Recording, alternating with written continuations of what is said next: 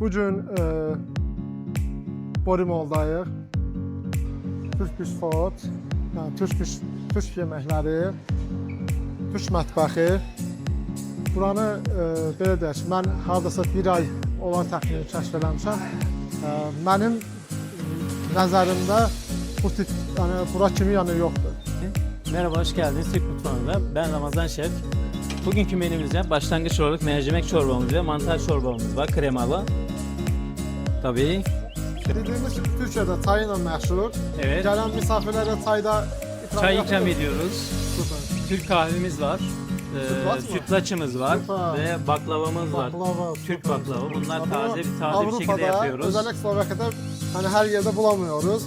Buraya gelip Türkleri burada hissetmek olar. Yani öyle bir yerdir. Bura ne desen uygun gelir. Bombalindon, lezzetli, süper, her kelime yaraşır.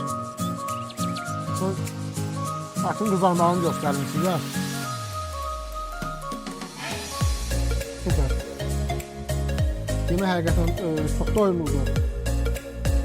Belə deyək, bunu bəlkə iki nəfər də yeyə bilər. Abi, təşəkkür edirəm, çox sağ olun.